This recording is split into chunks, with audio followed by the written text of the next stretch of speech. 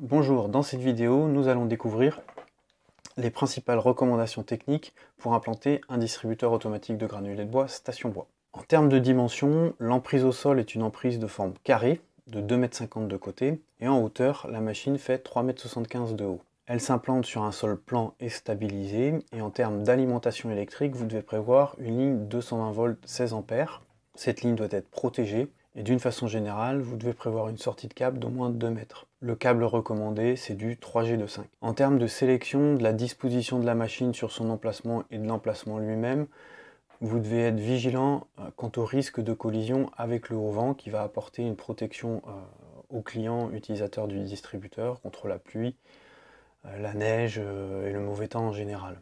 Nous recommandons de placer le distributeur en retrait des zones de circulation pour éviter qu'une camionnette ou un véhicule un peu haut vienne percuter le haut vent.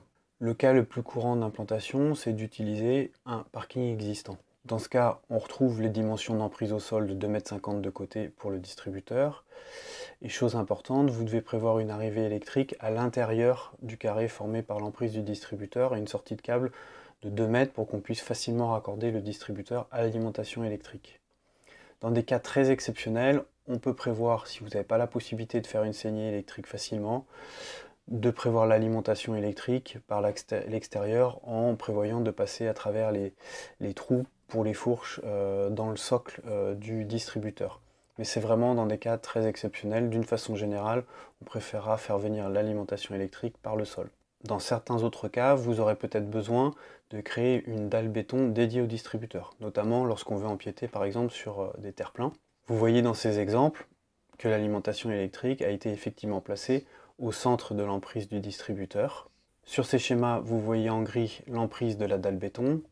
En haut, c'est l'arrière du distributeur. En bas, c'est l'avant du distributeur, là où les clients viennent se servir. Là où on trouve la borne, la goulette de distribution et la trappe de distribution des sacs réutilisables. Dans ce cas, il faut prévoir à l'arrière l'ouverture de la porte et puis la zone suffisante pour les clients à l'avant du distributeur.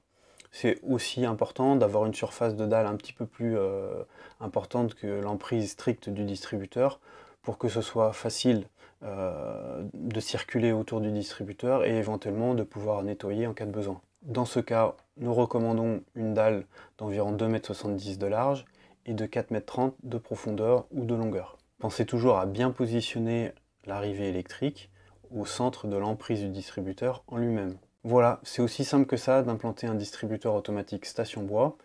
Je vous recommande d'aller sur notre site internet consulter notre rubrique questions fréquentes où vous trouverez d'autres réponses à d'autres questions que vous pourrez vous poser sur le distributeur automatique station bois.